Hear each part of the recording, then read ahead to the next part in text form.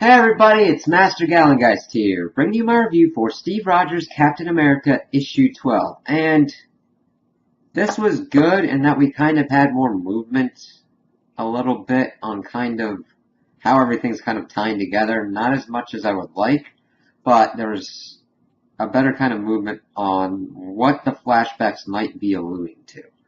Because we get the flashbacks, we get present day, and we get something, and the present day is kind of broken up into three kind of pieces, because we've got Selvig kind of like narrating what's going on with Zemo, talking about the Captain, bringing him over to their side, and ruminating on what Kobik is able to do to kind of change reality, and what Kubik's goal is. And we also see Taskmaster and Black Ant meeting with Maria Hill over the Hail Hydra Cap video and trying to get money off of it, essentially. And it's like, okay, yeah. And that was done pretty well. In that there was like some humor, some interesting dialogue, seeing like Maria like, I don't have that much money, I was just ousted as director and I'm kind of on the run here. But they're like, this is big, like really big. And all the kind of comparisons and everything that they did really kind of amped up the humor that really hasn't been in the book. And I kind of liked it because it wasn't overdone kooky humor, but it was just kind of like supervillains in a supervillain state wanting to pretty much get rich and kind of get out. And they struck up, of course, a deal with Maria, and they were going to meet her to do with the deal. Interspersed with this, we also see Cap acting as the director and taking on this kind of thing at a museum and kind of going in the field. I'm kind of against tradition and all of that, but like kind of narrating, thinking about his thoughts and all that, and pretty much getting himself out of some sticky situation once he got into like the giant block-headed thing that was trying to kill him, pretty much. And then we've also got the flashbacks kind of tying in with the Taskmaster and Black Ant situation.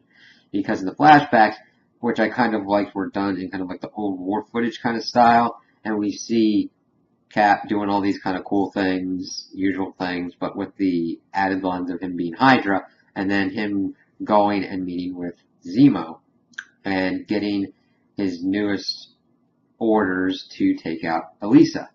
And this is important because we don't know exactly where that's going to end, but that it does not succeed, because at the end we see that Taskmaster and the Black Ant are detained and are not able to meet Maria, and they're put in a place where they can definitely see Maria, and they're captured by all these Hydra people, and they're like, what's going on here? Come on, we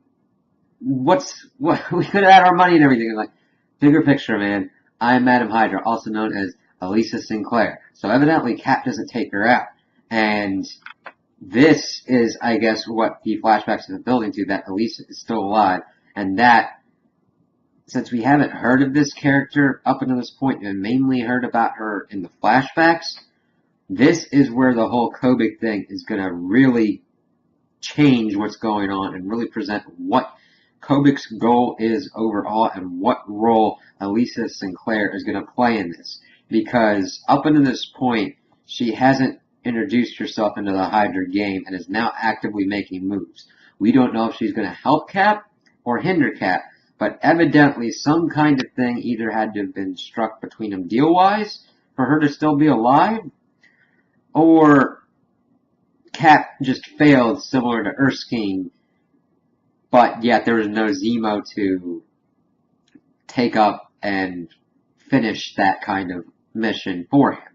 And I'm kind of leaning to they're probably working together, because this Cap, as a Hydra agent we have seen, has many irons in the fire and plays people off of each other. But I think that he recognizes that the Red Skull is a true threat, even to what his vision of Hydra is. And that I think Elisa would also agree, and that they're probably working together.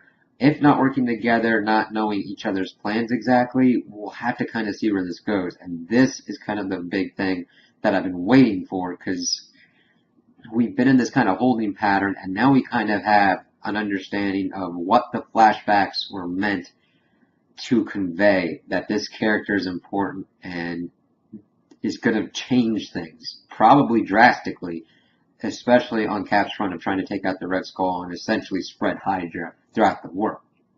So I'm really excited to see where these plot points are going to be going later on and where they're going to lead into Secret Empire. So those are my opinions on the issue. Tell me what you guys think in the comments below. If you liked it, if you didn't like it, if you agree with me, if you disagree with me. Also like and subscribe, and I hope you have a good day.